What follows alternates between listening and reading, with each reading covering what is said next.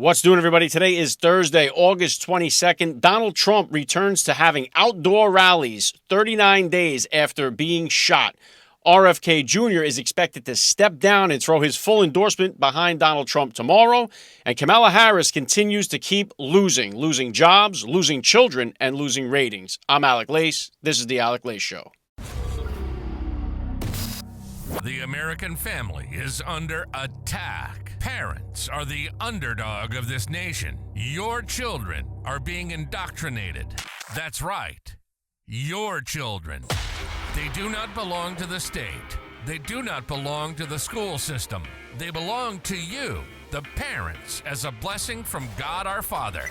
So let's preserve, protect, and fight for the American family together.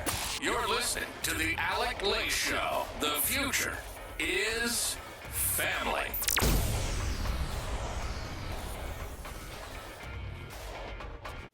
All right, let's do this. Welcome, everybody, to the Alec Lace Show. I'm happy and honored, as always, to be here with you guys. Thank you for tuning in. If you're watching this broadcast as it streams live on Rumble, please follow the channel, hit the like button, and get involved in the live chat. If you're listening on any of the other platforms, please follow where you're listening, and don't forget to leave a rating, review, and share it with everybody in your neighborhood, everybody in your network. And again, thank you so much for continuing to tune in and keep the Alec Lace Show going here. If you're new to the show, please check out some of the amazing guests that have joined me here on the podcast. You see a few of them splashed on the wall behind me there. Congresswoman Anna Paulina Luna, Senator Ted Cruz, Roger Stone several times, Vivek Ramaswamy, Riley Gaines, Darren Beatty a few times. So I've been blessed to be joined by so many great American patriots here on the podcast. So if you've missed any of them, go through. You got a lot to listen to, a lot to catch up on if you're new. In fact, Tuesday, I just had Steve Bannon's daughter, Maureen Bannon, was here. She's running the war room right now while Steve is in prison. And she's doing a phenomenal job. Had a great conversation with her. Got some great feedback from that. And again, last week I held a debate which has gone pretty much viral now all over the place between Sean Farish and Esty Palti, who are the impersonators of Donald Trump and Kamala Harris. So if you missed out on that, you missed out on a ton of fun. So go back and check that one out as well. All right, so a lot to get to here today. Donald Trump returns to having outdoor rallies just 39 days after being shot in the ear. Hard to believe that, they would even let him do this. I mean, but I guess it's his will or nothing. It's his way or the highway, and he was definitely determined to show no signs of fear, and that's exactly what he did. Now, he's behind bulletproof glass. They have panels of bulletproof glass, but Trump's balls are made out of steel because he leaves the protection during one point of this rally. There's a woman who faints in the crowd, a Trump supporter who faints in the crowd. Trump leaves the security of the bulletproof glass and goes over to see how the lady is doing, gives her a hug, embraces the crowd over there as only he can. And so, it's you can't undermine how heroic this is for Donald Trump to do this, to step back outdoors into a rally after almost getting his head blown off the last time he held an outdoor rally. And he's even going to go back to Butler, Pennsylvania, to the scene of the crime and do a rally there as well. Now, also, this comes just on the same day that we get this news from the Trump assassination attempt that the guy Thomas Crooks, they now tell us that he was using encrypted messaging accounts that were based in Belgium, Germany, and New Zealand. So why in the world does this loner kid, who's a low-key kid, need to use not only just encrypted messaging apps, that's one thing, but using encrypted apps that are based in foreign countries, which make it even much more difficult for intelligence to track or crack into or to read the data from? Why would this kid be needing to use encrypted apps from Belgium, Germany, and New Zealand is one question. Number two is, who is he communicating with on these encrypted apps? And again, like I was having with Maureen Bannon when she was here on Tuesday, it just seems like the more layers of the onion that are peeled off of this Trump assassination attempt, the more evidence points towards this being an inside job, a setup job to take out President Donald Trump. I mean, it just seems more and more likely that that is the case of what happened here. And I'll tell you what, it's definitely not the last time they're going to try this. And what's going to happen on tomorrow is going to shake up the entire country. If this is now, the reports are coming in from ABC, NBC, CNN, and Fox News. I think the first to break it was Alex Jones, in fact. He's the one, I think, that broke this out there first. But all these other networks have confirmed, the sources are saying that Robert F. Kennedy Jr. is going to be stepping down from his campaign tomorrow. He's got a big historical announcement, and he is expected to fully endorse President Donald Trump. Now, one of the things that was interesting about this is his son, Don Jr., Donald Trump's son, Don Jr., was talking about embracing RFK Jr. with his endorsement, but also including him in the campaign. At which specific role? Well, that was pretty interesting. Here he was talking to Benny Johnson yesterday about this. Take a listen. Don, you said pedal to the metal. There's been some pretty remarkable news over the last 24 hours about RFK Jr. saying, Trump's the way, and we may drop out and join the Trump campaign, join forces. Can you please comment on that? Yeah, listen, I'd love to see it. I know RFK. I know some of that team. Don't agree on everything, but I think he'd actually be a great person to put in on certain agencies and just let him go to town, let him blow stuff up, let him fix the stuff. I mean, he's incredibly well versed on a lot of things, and understandably, like me and like my family, probably has a gripe with some of the government and could actually. That's a solid motivation to actually get things done. But it also shows some unity that I'd love to see, on these tickets. Guys that may not agree on everything say, no, we understand the common goal is to prevent communism, socialism from taking over our country. And that is the Kamala Harris, Tim Walz ticket. I mean, there are literally, it's a socialism. They want to put price controls in, and they're going to stop your business, and they're going to make sure that we take your kids away if you don't let them go through transgender surgery without parental consent. It's like, these people are lunatics. And so if you see, that kind of, coming together to fight a common enemy, which is, what I'm concerned, as far as I'm concerned, the biggest threat to democracy, I think RFK probably agrees. I think he said that. Then it was about Biden, but there is no light between Biden and Harris. That's according to their own press secretary, Karine Jean-Pierre, who said there's no light between the policies. So the policies have failed. They're taking us down a bad path. So I think it would be an incredible thing. I'd love to see it. So just on a closing note here, RFK Jr. for CIA director. Come on. Yeah, I like that. We got Mike Walls right here. We got Mike Walls right here. He's on Intelligence Committee. How about the FDA? How about HHS? Listen, there's a lot of places you could. There's a lot of places that a guy like that I think could do. Great, or sort of a general Overwatch. So I could think of a dozen roles I'd love to see him in, and I think it'd be great. Now, can you imagine if Donald Trump made RFK Jr. the CIA director? What signal that would send to the deep state and to these. Now, we know that the CIA is corrupt as hell. There's no question about it. We've seen the former CIA director, Mike Pompeo, who got into the Trump administration there, and we've seen him for who he was. Now, I've done several interviews with Mike Pompeo prior to the stolen election and the whole bit like that went down. Very shocked by the turn that Mike Pompeo took, a sharp turn, because he was always one of the speakers and always welcomed at like a CPAC and a Turning Point and all that stuff, but no more. But the CIA is corrupt. They absolutely are tied into killing John F. Kennedy. I'm sure that they're tied into killing Robert F. Kennedy, and nobody would like to get to the bottom of those two assassinations more than Robert F. Kennedy Jr. So by making him the head of the CIA, not only will he be able to clean it up, but he will be able to get access to so much. And I would imagine this time around, Donald Trump has said he would do it. He is going to unleash all of the classified documents in the JFK assassination, which he has said is so bad, and he was afraid of the reaction by releasing it. I pray to God that it's true, that when he gets in there, he'll release it. But more of this stuff, it really leads you to believe Donald Trump, his life is obviously in danger. They tried to take him out once, but bringing RFK Jr. into the administration even puts that much more of a target on Trump's back. because they definitely don't want Trump anywhere near the White House, and they certainly don't want RFK Jr. anywhere near that building, especially near the CIA files. They will do anything that they can in their power to keep him out of there. They didn't even want to give RFK Jr. Secret Service protection. The Democrat Party abandoned RFK Jr. They wanted nothing to do with him. They dropped him like a wet towel. They wouldn't even allow him to get involved in the debates. They did everything to stonewall his campaign, and he is pissed at the Democrats. Now, don't get me wrong here. I am not a RFK Jr. supporter by any means. I did not like the idea of Trump picking RFK Jr. as a running mate, as a VP. I think if not CIA director, which I think would be a stretch to put him. I think the only reason you put RFK Jr. in the role of CIA director is a big FU to the CIA. There's probably some more qualified people that you could put in that position, but that would be a big FU. Really, where RFK Jr. belongs is the head of the FDA, and that's where I think he would do his best work. Everybody that loves RFK Jr. loves him for one particular aspect. I can speak for myself, but other people that I've heard comment similarly is the way he has treated the entire COVID vaccine response.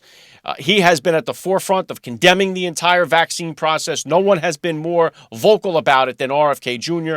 I love his approach when it comes towards the Food and Drug Administration, the vaccines, Big Pharma. So yes, I think definitely a role for RFK Jr. in that capacity would be brilliant.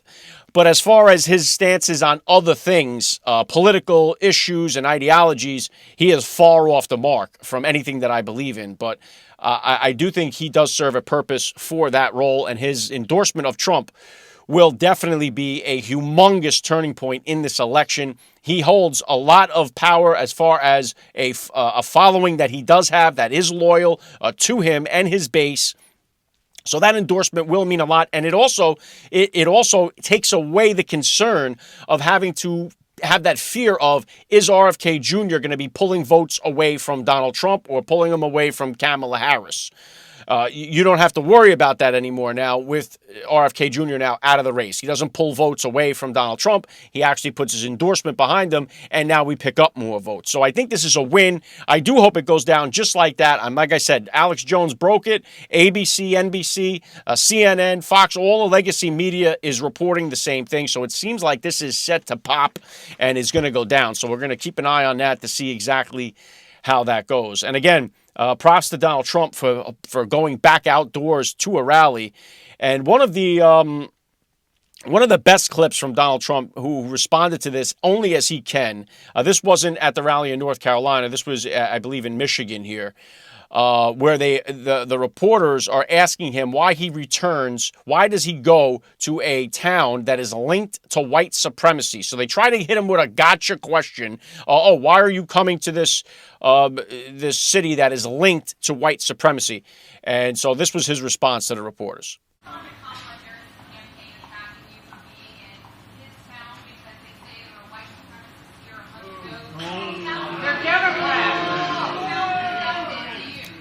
Who was here in 2021? Thank you. Thank you, everybody. And Trump didn't just drop the mic there. He spiked it. And you could see by the look on his face, he has that smile on his face like, F you, and then he walks away. He's pissed because you're asking him these stupid questions. Now, we've seen at the DNC, which I'll get to in a little more, the lies that keep coming out of the DNC, the biggest ones being that the president, Joe Biden, is still continuing to force the fine people, good people on both sides. And it's been debunked no matter how many times you play the clip of Donald Trump condemning white supremacy and condemning neo-Nazis right after he says there's good people. He says it right in between it. But they cut that part out. It's been debunked by every left-wing organization. But Joe Biden continues to lie about it. And here they come now to reporters saying, why do you come visit a town that's linked to white supremacy? Well, wasn't Joe Biden here? Did you ask him that question? Right? He's the one that eulogized the KKK wizard or whatever the guy was. Right? We don't ask Joe Biden that question when he comes to town. We only ask Trump. So the good people on both sides is one of the lies that they constantly tell. The other one they constantly tell is this Project 2025. Oh, Donald Trump, he orchestrated this and supports it. Donald Trump has condemned it. Now you have them last night or the night before, you have Michelle Obama. Oh, Donald Trump wants to take away IVF. Donald Trump has specifically stated that he supports it. So it's like you have one lie after another constantly coming, and I'll get to more of the DNC disaster in just a little bit here. But keeping it with Kamala Harris, well, I don't even know what it is. Kamala Harris is losing. That's what's happening here. Now, losing jobs, losing children, and losing ratings. So we'll take these one at a time here. They pumped up their jobs report number, the ones that dropped between March of 2023 and March of 2024. They pumped up these job numbers to say, look at all the jobs I've created. Since March, Joe Biden has been telling you about all the jobs he's created, that this is why he's such a great president, right? He's patting himself on the back even as he was speaking at the DNC. Well, what happens yesterday? Well, the report comes out that they claim they created 818,000 jobs that never existed. So they pumped up the numbers and they lied about it. They knew that it was wrong and they lied about it. Now, they knew that this correction was coming and it happened. Some were saying it was only going to be like a couple thousand, maybe 100,000. 818,000 jobs were made up out of thin air that never existed. So not only do you not have them, it's a loss. You lost 818,000 jobs. This is a disaster for Joe Biden. Well, it's a disaster for Kamala Harris is who is a disaster for. Because let's face it, this is her administration now. Joe is nowhere to be found. They kicked that guy to the curb. He's like the redheaded stepchild. They pushed him out. They forced him out. They don't want nothing. They're cutting all ties with Joe Biden. This is Kamala Harris's ship, and she is going down with the ship. And the jobs are going down too. 818,000 jobs. All right, now what else did they lie about? They lie about these children at the border, right? Everybody remembers AOC crying at the fence and Donald Trump separating children from their parents. Well, what do we get from DHS yesterday? The border czar, Kamala Harris, lost track of 320,000 children. Migrant children, what they call migrant. Children of illegal immigrants. 320,000 of them are unaccounted for. They have no idea where they are. Now, this is in addition to 85,000 children that they lost in 2023. Okay, now they don't know how many untold numbers of kids that are in sex trafficking or forced labor. They have zero clue what's going on. And why does this happen? Because they've been in a massive rush to push through as many people into the country as possible. They have no idea what's going on. And these human traffickers are having a field day. It's like the greatest time in the world. Number one, it's one of the best times ever in history to be a child predator.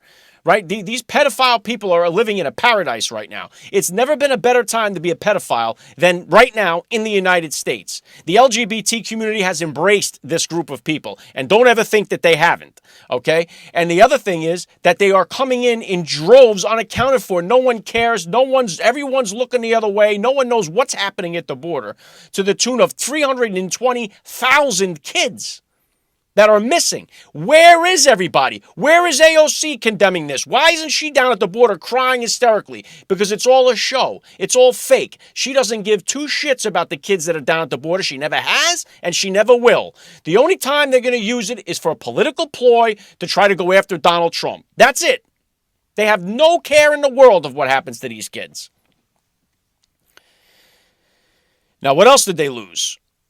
They have lost the ratings. The DNC ratings are down 22% from the last Democrat National Convention in 2016. Nobody is tuning into this thing. So it's one big losing fest for Kamala Harris and her administration. 818,000 jobs that they created that never existed. Phantom jobs that didn't exist, that no one's working on. 320,000 illegal immigrant children are missing, unaccounted for. Nobody knows where they are. And the ratings have plummeted 22%. Why would you tune in to this DNC? These people are out of their minds. They're sick. They have no vision for the future. They have only "we hate Donald Trump." And we'll get more into that in just a few minutes. But also sticking with what's going on at the border and the border czar, Kamala Harris, who she tries to escape it. The media doesn't do enough to tattoo that border czar to her forehead. Every time they mention Kamala Harris's name, especially on Fox News, they should say border czar Kamala Harris. Every time. Because that's what they do on the other side. Convicted felon Donald Trump. They're not stupid. They play the game that way. But not on our side. Every time they mention her name, it should be border czar failure Kamala Harris, who let in 12 million. Now, this is the report, from DHS DHS. 12 million illegal immigrants have entered the border. Now, just that number alone, if it's correct, it's far more than at any other period in the history of the United States of border crossings. Illegal crossings. And the number is definitely low. That's the unofficial number, 12 million. That's the number that they're coming out with. The actual number is probably way higher than that. If they have no idea where the children are, you think they really have any idea how many people came across the border? They have no idea. If they don't know how many jobs there are, they're just making up numbers out of thin air. You think they have any idea how many people came across the border? They have none. Now, what does it cost the taxpayers so far for these 12 million illegal immigrants that have come through the border? Estimates for between state and federal, $200 billion. That's billion with a B. This illegal immigrant this illegal immigrant train that continues to just pour across our southern border, $200 billion it's cost the taxpayers.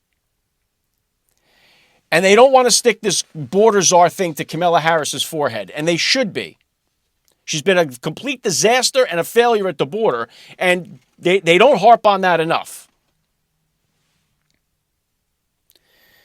All right, let me get to some of this DNC stuff now. I told you that they lost the ratings, 22% down. Who's watching this thing? Number one, it goes on forever. It's every night. It goes on to like midnight when they bring out, finally, they usher in the keynote speakers like they had Barack Obama, the absolute divider in chief that he is. Last night, it was Tim Walz.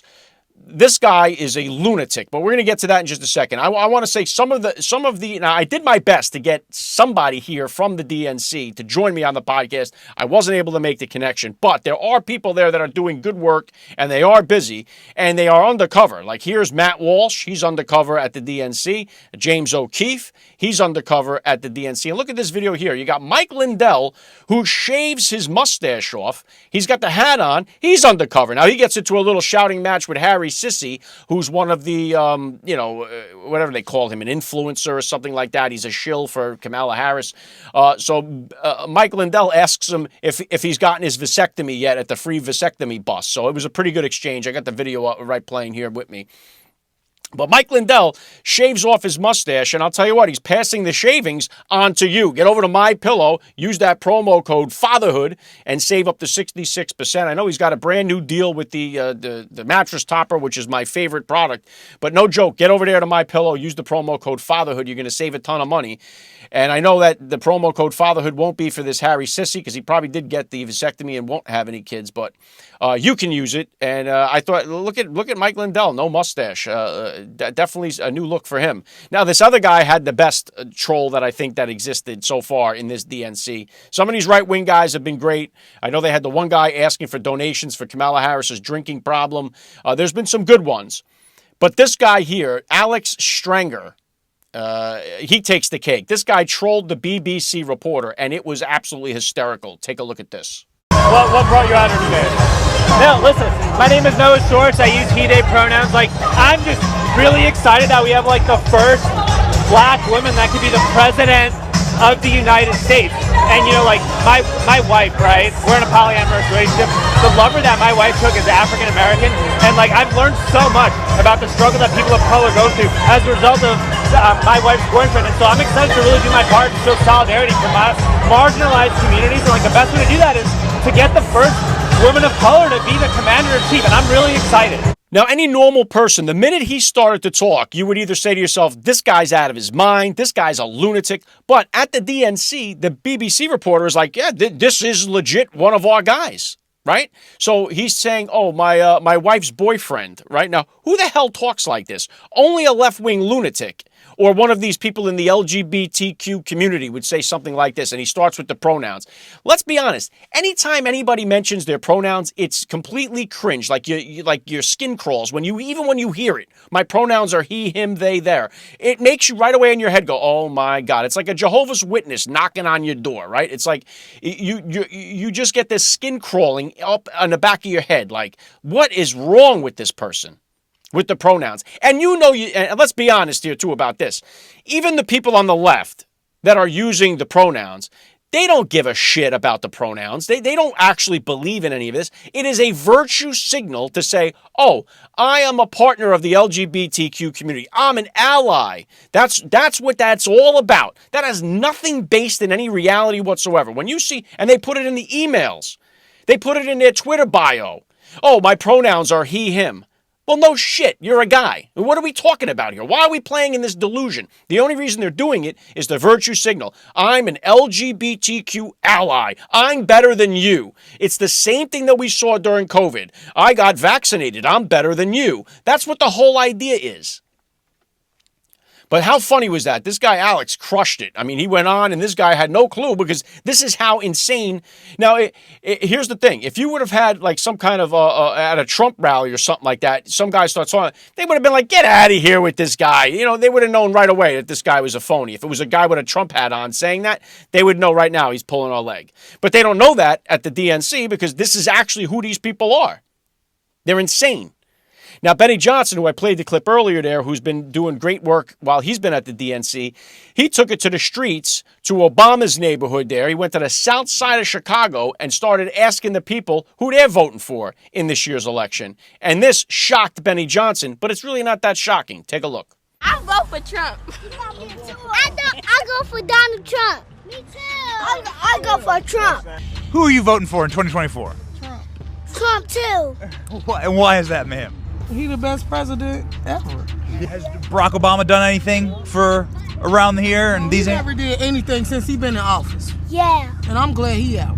Trump the best. Barack Obama? Man, I ain't got no message to him. I don't mess with Barack Obama. Yeah. No, I'm a Trump supporter. Trump do more for black people and care more about black people. And Barack Obama ain't black. Just to let that be known. All right. What about Kamala Harris? I don't with her either. Yeah. All Trump all day. Yeah. What's your message to Donald Trump today? Keep going. Come get us, man. We waiting on you. I'm a Trump supporter, man. We gonna keep this going. Trump, he a real businessman. I'm a real Republican, man. I want Trump back in office second term. What would be your message to Barack Obama? I don't know, pump some money in here. Pump some money like Trump, you know? Your message to Donald Trump? Come on, man, get us to the Super Bowl, bro.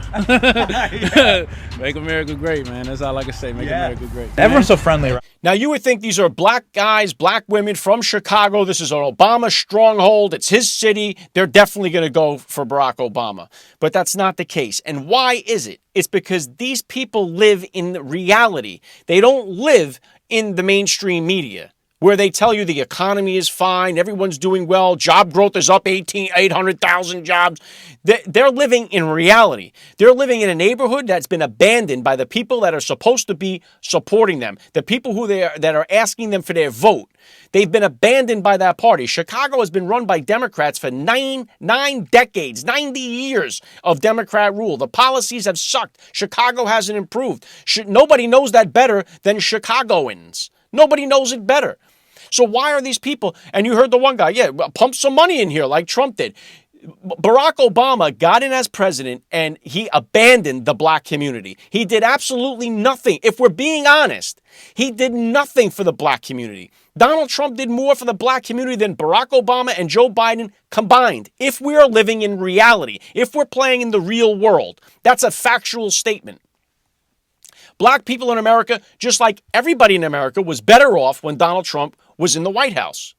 Barack Obama, this is a guy, and I always point to this speech. Barack Obama gives this speech in 2008 before he becomes president. After he accepts the nomination, he gives a Father's Day speech right? And he talks all about the epidemic of the fatherless crisis in the black community, which is an out-of-control epidemic. It is killing and crushing the black community. The fatherless crisis, as you've heard me harp on it millions of times, it is crushing every community. But no community is affected like the black community is. They have been destroyed because of the fatherless crisis. And Barack Obama knows this. He knows it, just like all these other black leaders know it. Barack Obama spoke about it in 2008. And after that, they shut him down. They never allowed him to speak about it again. In fact, every time I talk about it, I'm called a racist for even mentioning the epidemic of fatherlessness in the black community. Despite the fact that I've done my best, I talk about it with everybody, no matter what race you are, because it's a problem in the white community, it's a problem in the Hispanic community. Where it's not a problem in the Asian community, you don't see them filled up with homelessness and teenage pregnancies and suicides and drug addicts. Right? It's the same. Communities that have a strong family unit are thriving in this country. Ones that don't are not. And the black community does not. They are affected more by any other community than any other community. And I've done my best. I've talked to guys like Steve Harvey about it. I've talked to guys like Michael Irvin, Hall of Famer, about it. I've done my best, and on conservative guys, obviously, I've talked to Dr. Ben Carson, Larry Elder.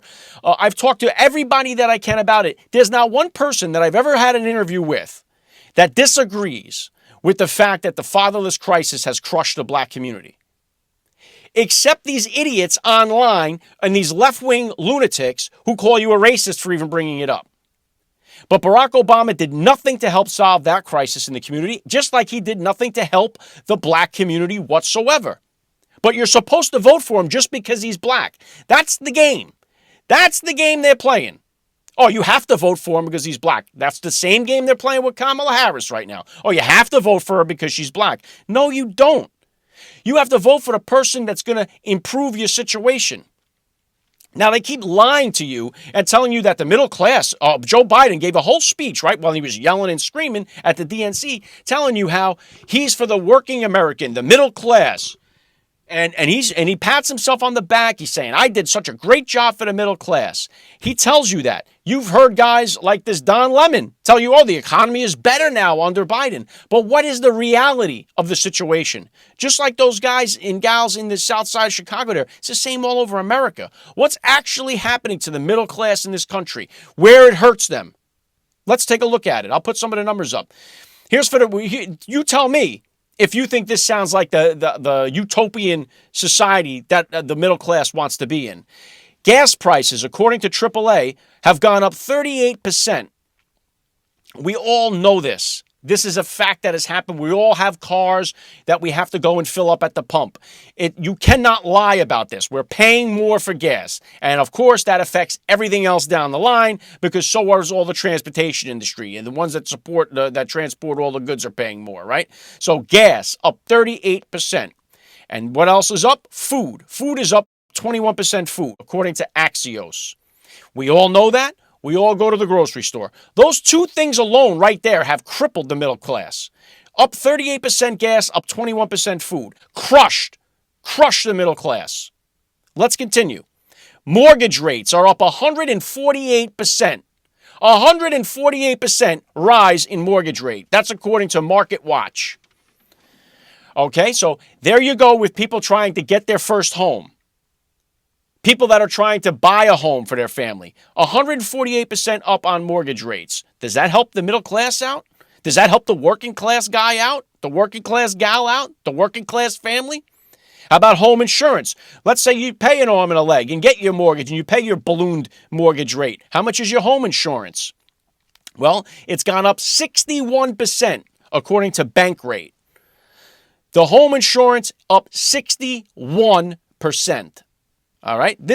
Now remember, you got to keep in mind that gas is up 38%, food is up 21%, your mortgage is up 148%, and now your home insurance that you got to pay is up 61%. Now you're getting buried if you're a middle class working guy or gal. Now what about your car insurance? Well, car insurance is up, according to Bankrate, 118%. Your car insurance has gone up 118%. These are things that you need to do. Now you have to have a car to get to the job, right? So you have to have a car. You got to pay insurance on it. That's gone up 118%. Just the insurance. Don't even drive the car anywhere. It's gone up 118% without you doing anything. Now you want to get to work. Well, you got to put gas in the car. The gas has gone up 38%. Okay? Now you get to the job. And how much are you making? Well, real wages are down 2.24%. So how in the world does this look like it's been helping the working class Americans like myself, like you? How has this been helping the middle class? It hasn't. The whole thing has been one big lie to the American people. And the American people know it better than anybody else because we are living in it. This is a lived-in experience. That's why when Don Lemon tries to tell somebody the economy is doing great, they laugh. Because we're the ones that are in the grocery store. We're the ones that are filling up the car with gas. We're the ones that are making the mortgage payments. Meanwhile, while we're breaking our backs, I think more than 50% of Americans, I got to source this. I think Bill O'Reilly said this, and I got to source it. But more than 50% of Americans don't even have $500 in their savings. People are struggling out here. But they're trying to tell you that everyone's flourishing. Oh, Biden he's done great for the American people. He's one of the best presidents in history. He sucks. And you know what it is? Everyone knows it doesn't have to be this way. Everybody knows it could be better if we had Donald Trump back in office to get some relief for some of these things. And we're just sick and tired of it, right? I'm sick and tired of it. I've got 4 kids. There's 6 mouths to feed. And you know what they did? Now, when I go to the grocery store here in the communist state of New Jersey, I'm paying 38%, probably more than that, being honest, more than that. That's the national average has gone up 38%. Here, gone up more than that. Not only has it gone up more, I can't even use a plastic shopping bag anymore to take my groceries out because we're saving the planet by not using plastic bags anymore, despite the fact that every single item that I buy in the store comes in a plastic wrapped container. Every item.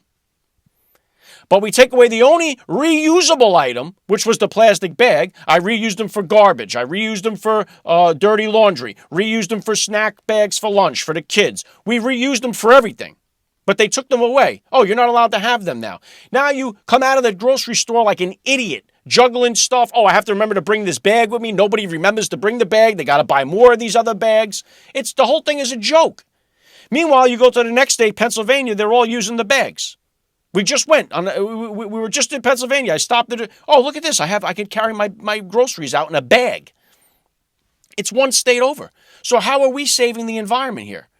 This is the liberal logic that's so stupid. It's the same as like, oh, we're going to stop all the carbon while China is blasting the carbon through the atmosphere. Oh, we're going to save the planet because we're going to stop it here. You're doing nothing, but you're putting a strain on the American people, the working class people. Now, while we're getting buried, while we're taking it completely in the can, what are we watching that's happening? We're watching millions and millions of illegal aliens come in here and get free food, get free housing, get free phones, get free health care, get free cards with money on it, EBT cards. Could it be more of a kick to the nuts? Could it be more of an insult to watch what's happening as you're struggling, working overtime, trying to scrape enough to get by, can't even take your family on a vacation, you're scrimping and saving, you can't live in a normal lifestyle that you want to live. You're bending everything. You're going without as much as possible. And you're watching the people that have jumped the border, come in here illegally, get handed all this free shit. And then they're telling you, oh yeah, this is great for democracy. These people hate you, the middle class worker. They hate you. And they are absolutely gaslighting you, and they're doing it every night at the DNC. And what was last night at the DNC? You had Tim Walz, the pathological liar that Kamala Harris has picked for her vice president. Let's take a look at what he had to say. Thank you to all of you here in Chicago and all of you watching at home tonight. Thank you for your passion. Thank you for your determination. And most of all, thank you for bringing the joy to this fight. Now, I grew up in Butte, Nebraska, a town of 400 people. I had 24 kids in my high school class, and none of them went to Yale. We respect our neighbors and the personal choices they make. And even if we wouldn't make those same choices for ourselves, we've got a golden rule. Mind your own damn business. And you wonder why the ratings have plummeted for the DNC. This guy is a weirdo. He's a liar. He's dangerous. He's anti-parent. He puts up nothing. He offers no vision for the future of America. 50 Republican veterans of Congress have come out and condemned him for his lies about his military service record. The guy is a fraud when he comes on stage with this this ridiculous-looking dance that he does or whatever it is. He's an oddball. He looks like a big weirdo.